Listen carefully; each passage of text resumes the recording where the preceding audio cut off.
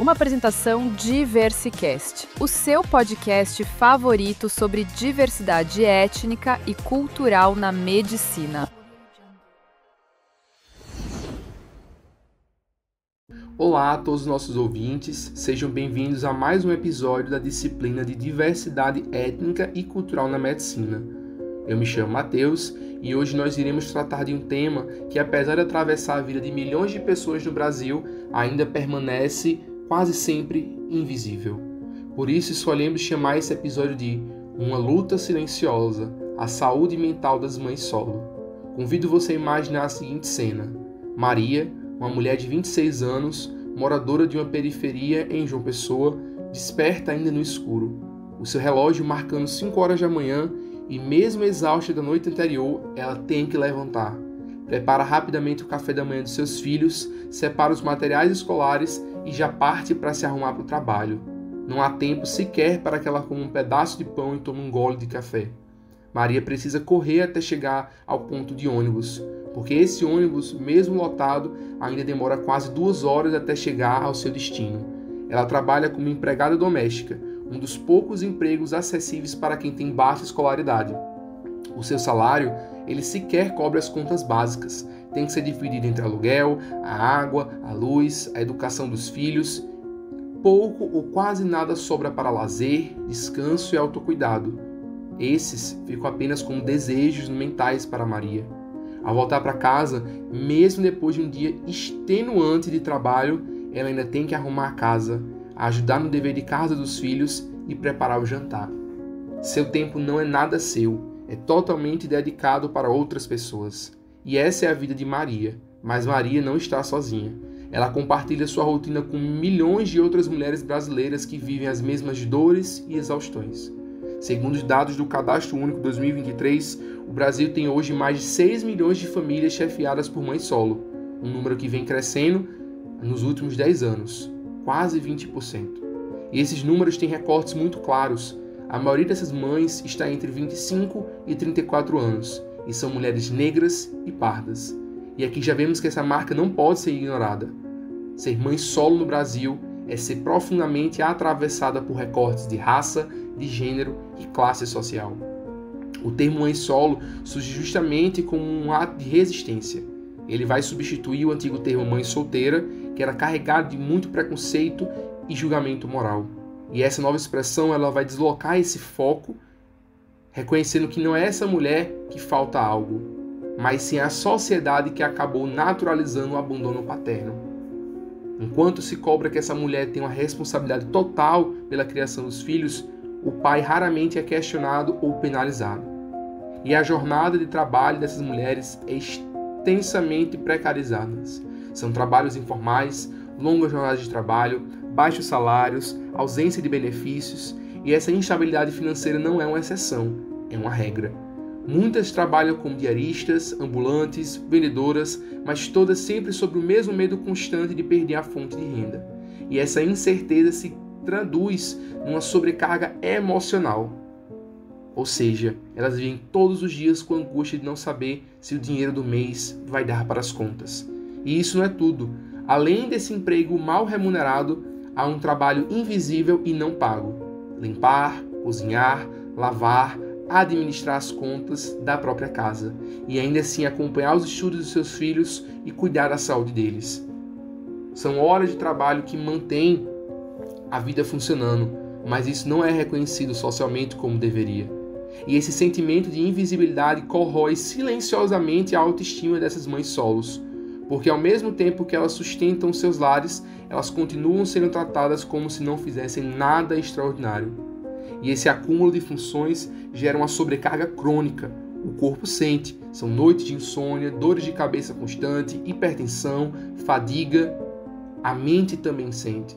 É ansiedade, episódios depressivos, crises de pânico. E esse estresse prolongado se constitui como um adoecimento integral, ou seja, físico, mental e emocional. E um dos golpes mais dolorosos para essas mulheres é o estigma social, porque ser mãe solo no Brasil ainda é visto muitas vezes como um sinal de fracasso. Nos olhares e nos comentários de outras pessoas, ainda persiste a ideia que essas mulheres são menos completas por não terem um parceiro. E essas mulheres acabam incorporando esse discurso, absorvendo essa lógica de que a sua identidade só seria plena se ela tivesse um parceiro ao seu lado. Em uma sociedade como a nossa, que ainda é racista, misógina e sexista, certos grupos são tratados como menos humanos. E as mulheres, mães solo, acabam entrando nessa seara. E por isso muitos de seus direitos ao pleno gozo da vida, com dignidade humana, é cerceado. Essas mães solos, em especial as mulheres negras, vão sempre carregar um peso ainda maior. Elas são responsabilizadas individualmente por uma desigualdade que é, na verdade, estrutural e coletiva. Não podemos esquecer também do isolamento social pelo qual essas mulheres passam. Muitas não podem contar com a rede de apoio confiável. Faltam amigos, faltam familiares e faltam um companheiro. O resultado é uma solidão que amplifica essa sensação de exaustão. É uma espécie de fortaleza invisível, em que essas mulheres precisam erguer forças e resistir, mas mesmo assim solitárias, se escondendo atrás de uma coragem cotidiana e das rachaduras do seu sofrimento. Quando olhamos para esse conjunto de fatores, a precariedade econômica, o acúmulo de responsabilidades, o estigma social, o racismo, a solidão, a gente percebe que o sofrimento dessas mulheres não é um problema que é isolado ou individual. Ele é um reflexo de uma estrutura social que insiste em depositar sobre os ombros femininos, sobretudo os ombros negros, todo o peso de uma sobrevivência. E essas mulheres são muitas vezes descritas como guerreiras. Mas essa romantização da mãe solo guerreira mascara essas violências cotidianas. E, infelizmente, a realidade daquilo que se vende como uma força é muitas vezes a única forma de sobreviver diante de uma realidade exaustiva.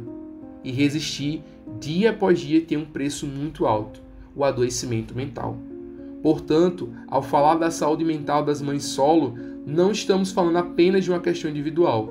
Estamos falando de um problema coletivo, estrutural e, sobretudo, político. A vida de Maria e de milhões de outras mulheres como ela é um espelho de um país que naturaliza suas desigualdades e cobra das mulheres o preço mais alto, o da própria saúde.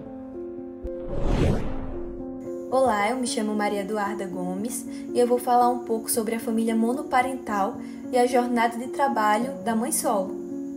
Quando a gente fala em diversidade familiar, é importante destacar a realidade das famílias monoparentais, que na grande maioria dos casos tem a figura materna como o único adulto responsável pela casa, pela organização da vida cotidiana e também pelo sustento financeiro. Essas mulheres, chamadas hoje de mães solo, como já apresentadas a nós por Mateus, carregam sozinhas tanto a base emocional quanto a base econômica do lar. Portanto, é comum que tenham como consequência um grande estresse em suas vidas em decorrência da sobrecarga dos afazeres, dos problemas oriundos das questões financeiras e dos momentos de solidão e abandono em que se encontram em relação às demais mulheres, como as que são casadas ou as que têm uma rede de apoio. É importante lembrar também que quando a gente fala em mãe solo, a gente não está falando de um grupo homogêneo, porque existem diferentes classificações dentro desse conceito. Por exemplo, as mulheres que se tornam mãe solo por escolha, decidindo criar os filhos sem a presença de um parceiro. Outras acabam nessa condição após uma separação, assumindo a guarda principal dos filhos. Há também aquelas que enfrentam o abandono quando o companheiro não participa da vida da criança, e ainda as viúvas que carregam essa responsabilidade de forma inesperada. Diversos autores retratam ou classificam os diferentes tipos de mães solteiras. Existe maternidade imposta, maternidade involuntária, maternidade voluntária, um conceito, uma classificação realizada por Leite lá em 1997 e diversas outras. Mas o que importa aqui é que quando a gente fala de mãe solo, cada uma dessas trajetórias que as levaram até essa condição tem as suas especificidades. E mais, o que todas elas compartilham é o acúmulo de funções e a ausência de uma rede de apoio direta. E é justamente por isso que a experiência da jornada dupla, muitas vezes tripla, se torna ainda mais pesada nesse contexto. E quando falamos da jornada dupla, a gente está falando aqui de uma realidade que atravessa a vida da maioria das mulheres brasileiras e de muitas outras ao redor do mundo. Esse conceito ele descreve justamente o acúmulo de funções, o trabalho remunerado, que muitas vezes já é exaustivo por si só, somado às responsabilidades domésticas e familiares, que não são reconhecidas como trabalho, mas exigem tempo, energia e dedicação. Se uma família onde existem 2 adultos, a família que ela é constituída, denominada como biparental, né? Já é comum a sobrecarga recair principalmente sobre a mulher, imagina quando essa responsabilidade não é compartilhada com ninguém. Então, nesses casos, a mulher ela se vê diante da necessidade de ser provedora, cuidadora e gestora do lar ao mesmo tempo. E muitas vezes tudo isso sem nenhuma rede de apoio sólida, como já falado anteriormente.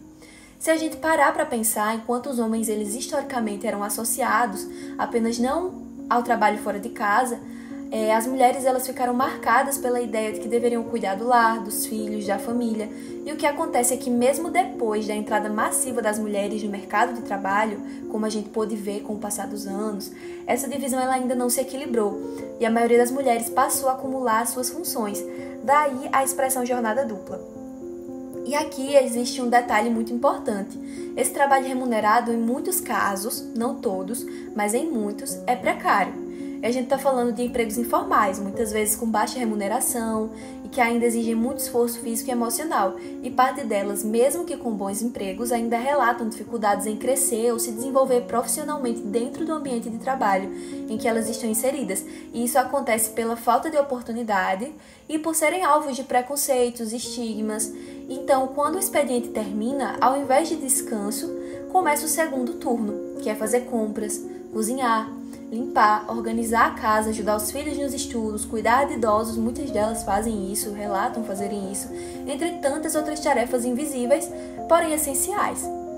Há ainda situações em que falamos de jornada tripla, porque além do trabalho remunerado e das tarefas domésticas, existe também a cobrança social em relação à vida pessoal da mulher.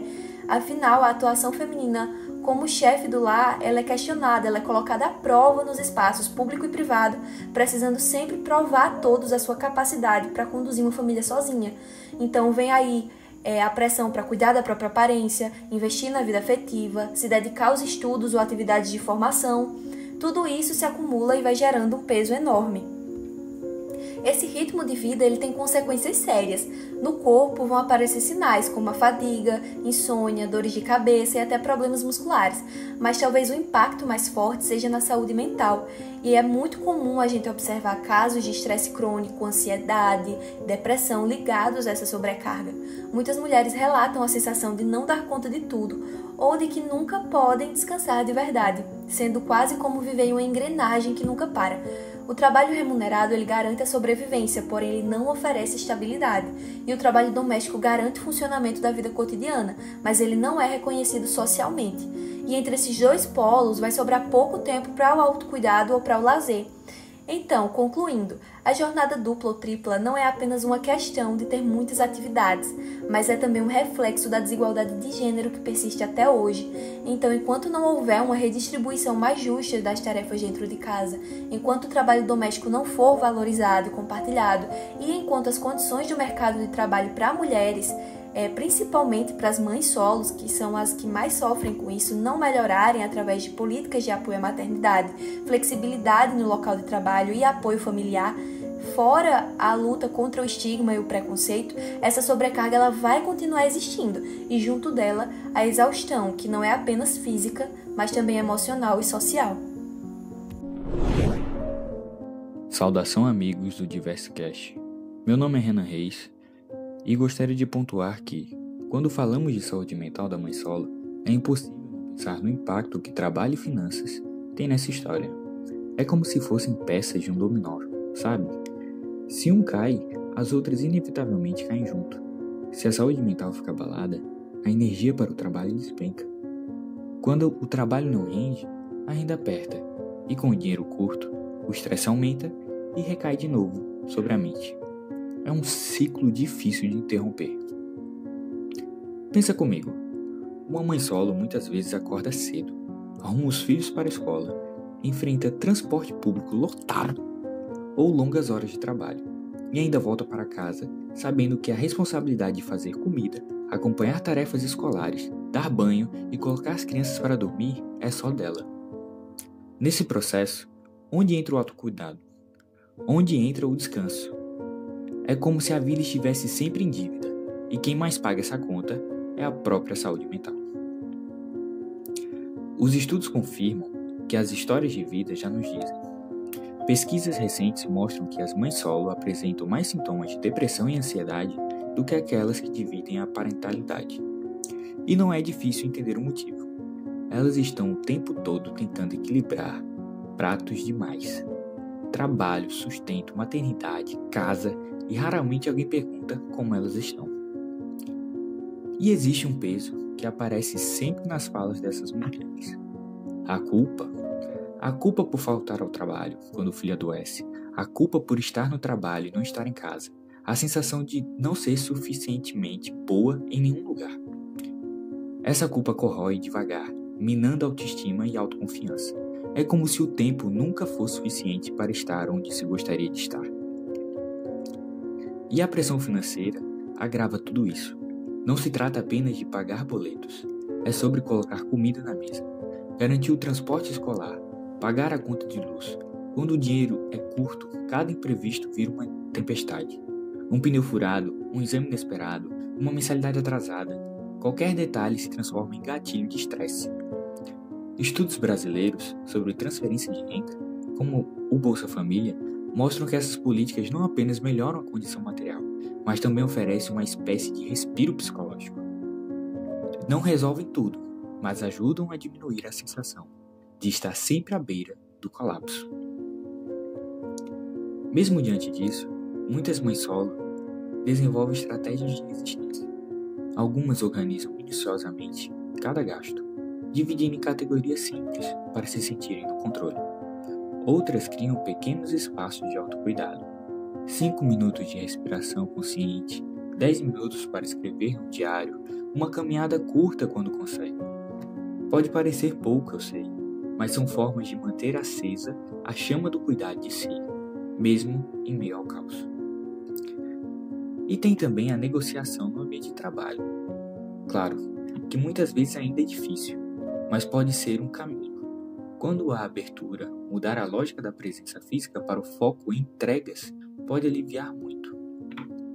E quando o trabalho não oferece flexibilidade, como é em alguns casos, buscar apoio nos serviços públicos de saúde mental, nos programas sociais, nos grupos de mulheres do território, pode ser uma boa forma de dividir o peso. O efeito dominó da mãe solo é real e cruel, mas como em todo jogo de dominó, existe uma peça que pode ser colocada na frente para impedir que todas as outras caiam. Essa peça é a rede de apoio, e é sobre ela que vamos falar agora. Olá pessoal, meu nome é Yasmine. Pegando esse gancho do efeito dominó, a pergunta que fica é: quem segura a próxima peça antes que tudo desabe? A resposta está na rede de apoio. E aqui, rede de apoio não é metáfora vazia. Redes são pessoas, rede é gente, rede é presença concreta que ajuda a transformar sobrecarga em respiro. A ciência confirma, o suporte social é um dos fatores mais protetores contra a depressão e a ansiedade. Ele reduz a percepção de estresse e ajuda a manter a resiliência. Mas mais do que dados, basta ouvir a experiência das mães. Quando uma amiga se oferece para buscar a criança na escola, quando uma vizinha fica de olho por meia hora para que a mãe consiga tomar banho com calma, quando a avó faz a comida no fim de semana. Tudo isso são atos que impactam profundamente a saúde mental. A rede pode ser formada por familiares, amigos, vizinhos, grupos de mães, escolas, igrejas, profissionais de saúde, serviços públicos como o CRAS, a UBS e o CAPS.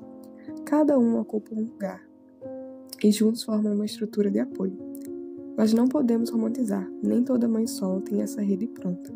Muitas vivem em isolamento social, longe da família, sem vínculos comunitários ou até enfrentando relações de violência e negligência. E é aí que vem o desafio, construir essa rede de apoio. Parece impossível, mas não é. Muitos começam pela escola dos filhos, criando laços com outras mães para dividir responsabilidades. Outros grupos comunitários ou religiosos que oferecem espaço de acolhimento. E a internet também pode ser aliada. Grupos online de mãe, quando bem moderados, podem ser fonte de informação e apoio emocional. O importante é entender que essa rede de apoio não é algo dado, é algo que se cultiva. É plantar pequenos vínculos de confiança que, com o tempo, crescem e se tornam um suporte real. Além disso, rede de apoio também é profissional. Psicólogos, psiquiatras, assistentes sociais, enfermeiros, médicos da família, todos eles fazem parte desse tecido. Os serviços públicos de saúde mental, como o CAPS, oferecem grupos terapêuticos e atendimentos gratuitos. E com o avanço do teleatendimento, o acesso ficou um pouco mais amplo. Ter um espaço seguro para falar, ser ouvido sem julgamento, pode ser uma diferença entre seguir em frente e desmoronar. Em resumo, a mãe solo não deveria caminhar sozinha. Sua saúde mental não depende apenas de força de vontade, mas do conjunto dos laços que a cercam, familiares, comunitários, institucionais e profissionais. E quando esses laços não existem, é preciso criá-los. Essa divisão coletiva é essencial, porque nos lembra que saúde não é só a ausência de doença, é também a presença de apoio, cuidado compartilhado e de vínculos que dão sustentação à vida. Essa é uma peça fundamental no debate sobre saúde mental da mãe solo. Olá, meu nome é Islana e continuando a nossa discussão sobre a saúde mental das mães solo, gostaríamos de abordar os aspectos que permeiam sentimentos de luto e culpa na maternidade. Quando pensamos na maternidade solo, é muito comum que o foco esteja nos aspectos práticos, que são conciliar trabalho, cuidar dos filhos e administrar as finanças. Mas existe um outro lado, igualmente importante, e que muitas vezes fica invisível, o universo emocional que atravessa essa experiência, o luto e a culpa que atravessam as vivências dessas mulheres. Primeiro, vamos falar sobre o luto. A palavra luto, ela normalmente está associada à morte, mas nesse contexto ela vai muito além disso. Muitas mães solo enfrentam luto pela perda de um relacionamento, pela ausência de um parceiro que não assumiu sua responsabilidade, ou ainda pelo fim de um sonho de uma família idealizada. Esse luto pode estar não apenas ligado à falta da pessoa, mas também à perda de um projeto de vida, ou até mesmo daquilo que é imposto pela sociedade como certo, dentro de um modelo tradicional de família. E o que torna esse luto ainda mais doloroso é o fato dele ser um luto invisível, um luto que raramente é reconhecido pela sociedade. Diferente da morte física, ele não recebe rituais de acolhimento, não recebe apoio coletivo. Pelo contrário, muitas vezes é atravessado por julgamentos e preconceitos. Junto desse luto, vem outro sentimento muito frequente, a culpa. A culpa aparece de várias formas. Culpa por não ser a mãe perfeita, culpa por precisar dividir o tempo entre trabalho e cuidados, culpa por sentir que não consegue suprir todas as necessidades emocionais e materiais do filho. E essa culpa não surge do nada, ela é alimentada pela romantização da maternidade, pela ideia de que amar um filho incondicionalmente significa estar disponível 24 horas por dia, sem espaço para falhas ou fragilidades. Muitas mães vivenciam esse sentimento de insuficiência, como se constantemente estivesse devendo algo aos filhos e à sociedade. É importante destacar que essa culpa ela é socialmente construída. Ela não nasce apenas do afeto entre mãe e filho, mas sim de um sistema patriarcal, que historicamente colocou sobre a mulher toda a responsabilidade pelo cuidado, pelo lar e pela educação dos filhos. Se pensarmos bem, dificilmente vemos essas cobranças semelhantes dirigidas aos homens. Quando o pai se ausenta, a sociedade tende a normalizar essa ausência, mas quando a mãe enfrenta dificuldades, ela é julgada como incapaz ou irresponsável. Essa disparidade revela como o gênero influencia diretamente a experiência da parentalidade. Mas, se por um lado vemos luto e culpa, por outro lado encontramos também resiliência. E aqui eu quero trazer uma reflexão importante. Ser resiliente não significa não sentir dor, não significa ser imune ao sofrimento. Resiliência é a capacidade de se reconstruir, de reorganizar a vida mesmo diante das adversidades. É desenvolver estratégias de sobrevivência, construir redes de apoio entre outras mulheres, buscar serviços de assistência social e, principalmente, encontrar formas de ressignificar suas histórias. Um exemplo muito marcante é perceber como muitas mães conseguem transformar a experiência da maternidade solo em um processo de empoderamento pessoal. Mesmo sobrecarregadas, elas descobrem que podem confiar em si mesmas, passam a tomar decisões com mais segurança e aprendem a reconhecer a própria força. mas é importante dizer, esse empoderamento, ele não acontece de forma automática. Ele é fruto de muito esforço de enfrentar preconceitos e de resistir a desigualdades sociais profundas. E é justamente por isso que validar as emoções dessas mulheres é tão essencial. Dizer a uma mãe solo que ela não deve sentir tristeza, raiva ou frustração é uma forma de silenciamento. Esses sentimentos eles fazem parte do processo e reconhecê-los é um passo importante para quebrar o ciclo de culpa. Acolher significa permitir que ela sinta, que ela fale, que ela seja escutada sem julgamento. Também precisamos pensar e lembrar que os aspectos emocionais eles não ficam restritos ao nível individual. A sobrecarga constante, a ausência de divisão justa das responsabilidades e a pressão social aumentam muito as chances de ansiedade, depressão e esgotamento emocional.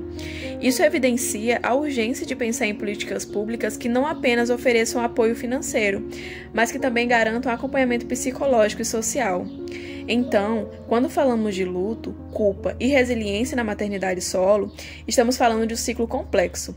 Primeiro, vem o luto pelo que se perdeu ou pelo que não se pôde concretizar. Depois, surge a culpa, alimentada por uma sociedade que romantiza a figura da mãe e cobra a perfeição inatingível.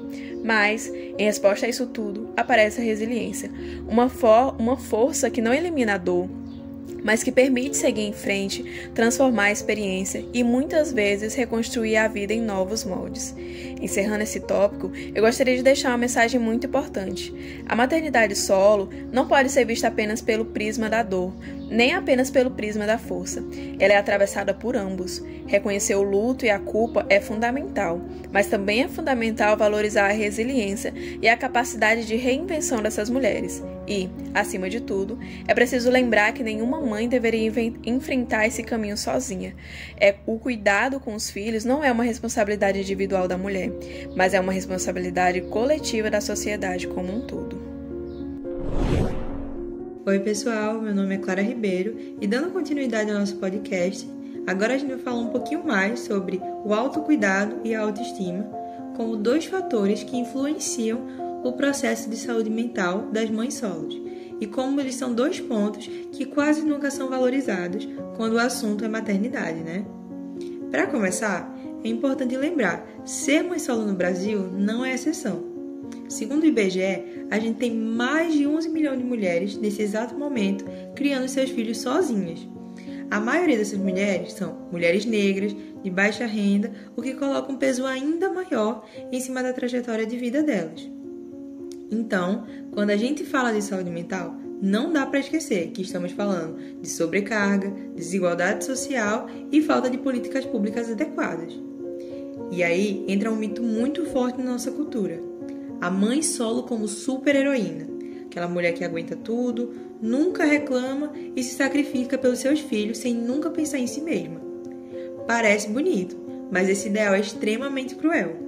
Um estudo chamado A Fortaleza Invisível, que foi publicado no Caderno de Saúde Pública em 2024, mostrou exatamente isso. Essas mães são vistas como fortes por fora, mas carregam silenciosamente uma série de sofrimentos psíquicos, como ansiedade, depressão e até sintomas de burnout.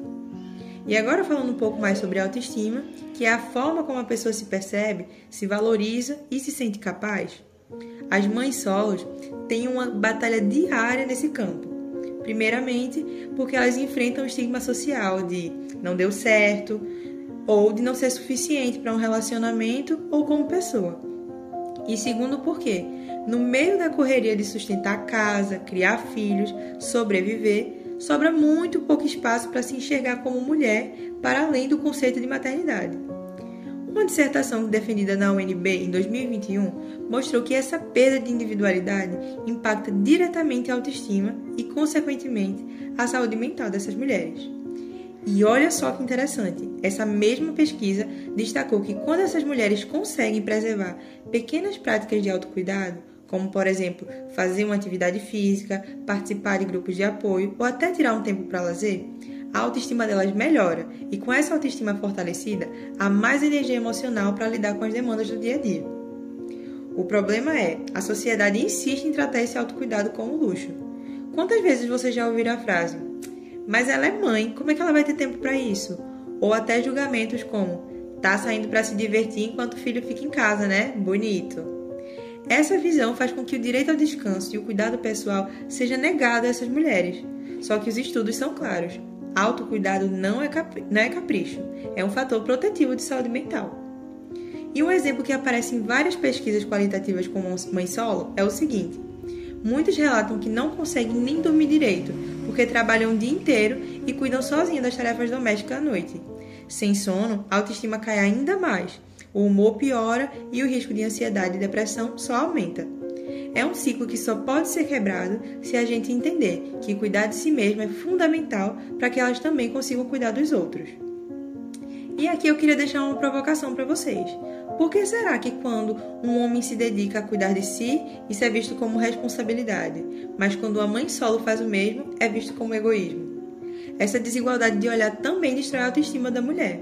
Por isso, falar de autoestima das mães solos é falar de reconhecimento. Reconhecer que elas são mulheres com desejos, sonhos, identidade própria, que vai além da função materna. E que quando elas se sentem valorizadas, respeitadas e com o direito de existir para além da maternidade, isso repercute diretamente na saúde mental e até no desenvolvimento dos filhos. Para fechar, eu queria reforçar essa ideia. Autocuidado e autoestima não são luxo, são ferramentas de sobrevivência emocional e social. Se a gente quer uma sociedade mais justa, precisamos parar de exigir heroísmo silencioso das mães solo e começar a garantir condições para que elas possam cuidar de si mesmas sem culpa, porque no fim do dia, saúde mental é um direito humano e esse direito também é delas. Muito obrigada pela atenção de vocês e espero que vocês tenham gostado do nosso podcast. Até a próxima. Tchau, tchau.